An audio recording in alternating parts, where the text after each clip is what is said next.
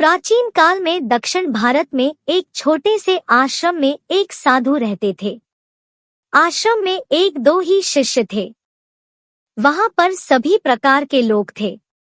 सबका कोई ना कोई उद्देश्य होता।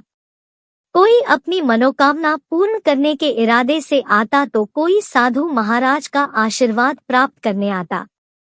एक दिन एक परिवार वहां रोता पीटता आया।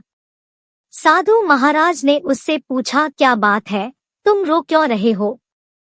परिवार का मुखिया बोला, साधु महाराज, हमारा इकलौता बेटा मर गया, हम दुखी है। हमारे घर का चिराग बुझ गया है महाराज। हम जीना नहीं चाहते, हमें इस दुनिया के जंजाल से छुड़ाओ महाराज। साधु ने कहा, पुत्र, एक दिन सभी को मरना है, मत रो पुत्र। ईश्वर ने यह दुनिया बनाई ही नाश करने के लिए है, आता इसके मोह से बाहर आओ। पुत्र, मरना जीना भगवान के हाथ है, रोने से कोई लाभ नहीं। इस प्रकार साधु महाराज ने उन्हें अनेकों उपदेश दिए। उन लोगों में पुनः जीवन की आशा का निर्माण हुआ। वे साधु को जीवित रहने का आश्वासन देकर वापस लौट गए। इस घटना के कुछ दिनों पश्चात उस दंपति के यहाँ एक और पुत्र ने जन्म लिया। इसकी खुशी में वह दंपति एक दिन पुनः साधु महाराज के आश्रम में जा पहुँचे। वहां पहुँचते ही वे आश्चर्यचकित हो उठे। उन्होंने देखा कि आश्रम में चारों ओर शांति छाई हुई थी, कहीं भी कोई नजर नहीं आ रहा था। उस दंपति का मुखिया साधु को आवाज देता अंदर की ओर बढ़ा। अंदर जाकर उसने देखा कि साधु आश्रम के एक कोने में बैठे रो रहे थे। यह देखकर उसके आश्चर्य में वृद्धि हुई। उसने पूछा, क्या बात है महाराज, आप रो क्यों रहे हैं? क्या हो गया महाराज?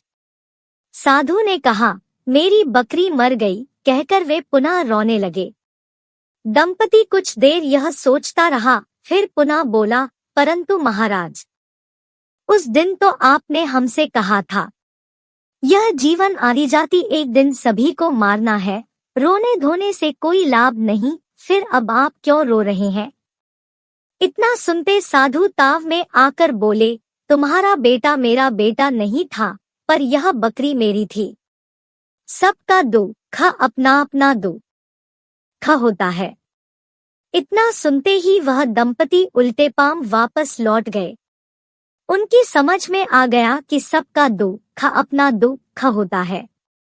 शिक्षा दूसरों को उपदेश देना सरल होता है, पर अपने ऊपर जब कोई बात आ पड़ती है तो उपदेश की सारी बातें धरी रह जाती है।